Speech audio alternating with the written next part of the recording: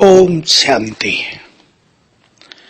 हम follow father कर रहे हैं। हमें ब्रह्मा बाबा के समान संपूर्ण निर्विकारी बनना है ताकि हमसे प्योर एनर्जी चारों ओर फैलती रहे, प्रकृति का भी कल्याण होता रहे और वातावरण भी शुद्ध होता रहे। और जितने जितने हम निर्विकारी बनेंगे तो देवकुल की जो पवित्र आत्माएं हैं उन्हें आकर्षण होगा पहले हमारी ओर और वो हमसे जाएंगी बाबा की ओर। तो निर्विकारी बनने से सेवाओं में भी बहुत वृद्धि प्राप्त होगी। हम सूक्ष्म रूप से इस बात को देख सकते हैं अपने अपने में।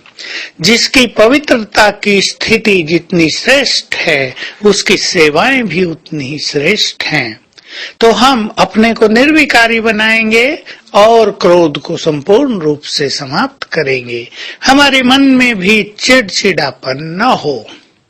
कभी कभी मन में थोड़ी उत्तेजना किसी के आ जाए, थोड़ा रोब आ जाए, किसी से बदले लेने की भावना हो जाए, ये सब क्रोध के सूक्ष्म अंश हैं। तो हम ध्यान रखेंगे कि हमें बिल्कुल शीतल बन जाना है। क्रोध या चिड़चिड़ापन कहीं भी किसी को भी प्रिय नहीं होता। आपके परिवार में या आपके संगठन में कोई व्यक्ति थोड़ा थोड़ा भी चिड़चिड़ा रहता हो, आपको कैसा लगता होगा? ये क्रोध का एक ऐसा अंश है जो हमारी सूक्ष्म एनर्जी को धीरे धीरे खाने लगता है, खुश नहीं रहने देता मनुष्य को, उसके मन को विचलित करता रहेगा, उसकी एकाग्रता को नष्ट करता रहेगा। तो हमें क्रोध मुक्त तो होना ही है। बाबा ने भी कई बार ये अभियान चलाए हैं और बहुतों ने इस पर बहुत सफलता पाई है। बाबा का बनने के बाद बहुत आत्माएं क्रोध के अधिक अंश को समाप्त कर चुकी हैं। हम सब भी ध्यान देंगे। जितना भी क्रोध किसी के अंदर बचा हो वो कब आता है, क्यों आता है, उसके कारण को ढूंढ लेंगे। किस परिस्थिति में मुझे क्रोध आता है, चिड़चिड़ापन आता है, उसे चेक करेंगे और ज्ञान के किसी भी पॉइंट का प्रयोग वहां पर हम करेंगे। इसका आप स्वयं अपने में निरीक्षण करेंगे और कौन सी ज्ञान की पॉइंट आपको उस समय फायदा देगी, चित्त को शांत रखने में, मन को शीतल रखने में। इसका खुद उपयोग करेंगे तो अपने पास कई सारी पॉइंट्स रख लेंगे जिनके आधार से हम अपने क्रोध को नष्ट करते चलेंगे। परंतु हमें ये बात कभी नहीं भूलनी चाहिए कि इन विकारों को नष्ट करने के लिए हमें योग शक्ति की परम आवश्यकता होती है। हमें स्वदर्शन चक्रधारी बनना परम आवश्यक है, क्योंकि हमारे पांचों स्वरूप क्रोध मुक्त हैं, संपूर्ण पवित्र हैं, निर्विकारी हैं।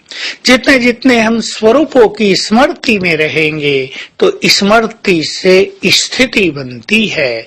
बार बार अगर हम इस स्मृति को लाएंगे, मैं तो पूज्य आत्मा हूँ, परम पूज्य हूँ, संपूर्ण निर्विकारी हूँ, निर्विकारी स्थिति के आधार पर ही तो मैं परम पूज्य हूँ, तो हमारी स्थिति निर्विकारी बनती ही जाएगी।